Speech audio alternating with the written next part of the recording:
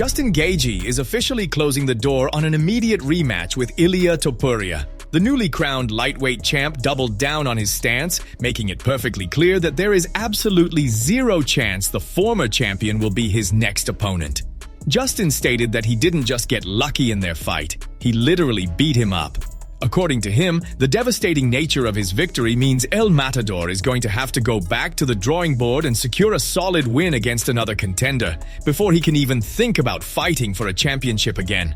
With Topuria firmly out of the immediate title conversation, Gaethje has pointed directly to Arman Tsarukyan as the rightful #1 contender.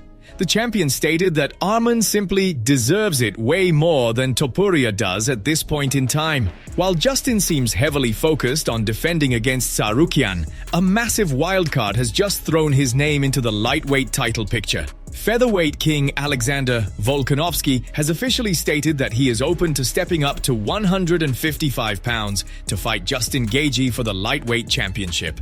You go, do I go up?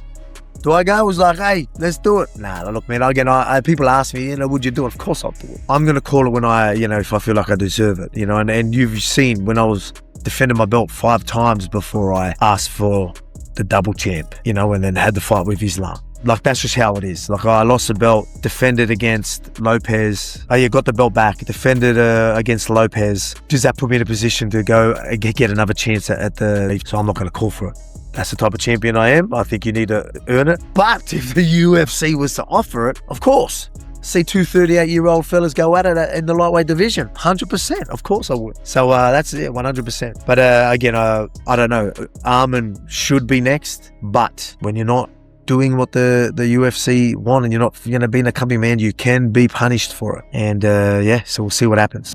Michael Bisping has dropped a massive prediction regarding the fighting future of Jon Jones, confidently stating that the heavyweight legend will return to the octagon by the end of the year to face Alex Pereira. According to him, the timing of this super fight makes perfect sense, with the UFC now deep into its highly publicized Paramount era and drawing in a massive wave of new fans. Bisping believes Jones has found the fresh motivation he needs to step back into the cage and test himself against a massive star like Pereira, while recent reports from Alexander Usyk's camp named Jon Jones as a potential opponent for the Ukrainian's final professional boxing match. Jones has shut down the idea of stepping into the boxing ring. He made it absolutely clear that if a rumored crossover fight with the boxing icon were to happen, it would strictly be under mixed martial arts rules. Now, let's dive into what Michael Bisping thinks of Jones's return to the octagon. Alex Pereira needs to get over that and needs to get back in the ring.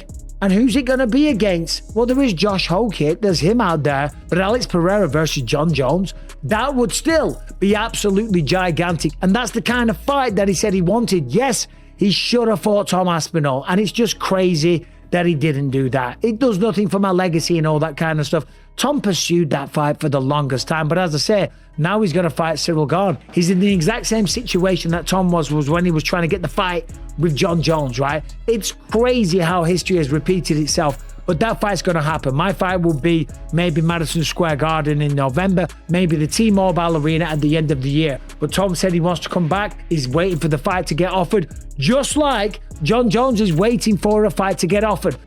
Islam Makhachev recently made a wild $50,000 bet with 2 of his own teammates, putting them against each other in the gym with the massive cash prize going to the winner. However, there was a catch. Islam promised to hand over the money only if the fight between the two was incredibly impressive and pushed at a super high pace. He wasn't looking for a light technical spar. He needed to see an absolute brawl. One of the men thrown into the fire was Bekzod Abdurakhimov, a tough Uzbek fighter who has been training with Khabib Nurmagomedov's team for the past 5 years.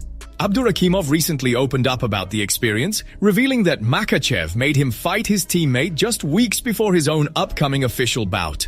Despite the risky timing of a hard sparring session so close to a real fight, the massive cash incentive completely shifted the energy in the room. Abdurakhimov admitted that the gym fight quickly escalated, turning out way crazier and far more intense than he ever anticipated. With $50,000 on the line, both men delivered exactly the kind of brutal scrap Makhachev demanded to see. Завирусилось недавно в соцсетях видео твоего спарринга с Камалом Магомедовым. Такая там настоящая рубка получилась у вас. Вот интересно, часто ли у вас спарринги в таком формате проходят, и кто их там устраивает? Ислам Махачев, вот как это, чтобы у нас интерес был, спонсировать, интерес был, денег поставить, кто выигрывает, ему, например, 50 штук. Или это вот так. То есть Ислам главный промоутер там, да, он назначает гонорар там за эти спарринги, да? Да, у нас Брус Баффер, этот спарринг, да, у нас чаще бывает. Ислам Махачев этот назначил спарринг. До меня тоже мой друг спарринговался. Ну, интересно, очень. Честно, я такого рубка не ожидал начала. Я чуть-чуть начал аккуратнее, и у меня бой, и потом я смотрю, Камал начал рубиться, и потом уже начали зарубать. Henry Cejudo just urged Kamaru Usman to drop back down to 170 and test himself against the surging knockout artist Carlos Prates. However, the Nigerian nightmare was quick to shut down his friend's matchmaking, making it clear that he has zero interest in stepping into the octagon with the incredibly dangerous Brazilian contender. Usman completely dismissed the idea, stating that accepting a fight against a lethal striker like Prates simply doesn't make sense for his legacy right now, emphasizing that taking on such a massive risk against a vicious knockout artist is entirely off the table, unless there is a guaranteed undisputed UFC title on the line. With the Prates matchup officially rejected, Usman's future remains completely up in the air. The former champion still hasn't explicitly revealed whether he plans to stay up at middleweight or drop back to 170. Despite his silence regarding his permanent weight class, the overwhelming majority of the MMA fan base is campaigning for his return to welterweight. Fans are pointing directly to his highly successful outing against Joaquin Buckley as undeniable proof that he still possesses the elite skills to derail the hungriest contenders. Now, what's next for Kamaru Dean Usman? I think you go back down to 170 pounds and you fight the number one contender and Carlos Prates. I guarantee you Carlos would be like, hey, you know what? Kamaru is the greatest welterweight of all time. Let me fight a legend. Let me just be honest. I love Carlos Prates. He's one of my favorite fighters right now to watch. Yes, that would have been an honor to share the cage with him. That's one of the guys that I would be honored to give the opportunity to share a cage.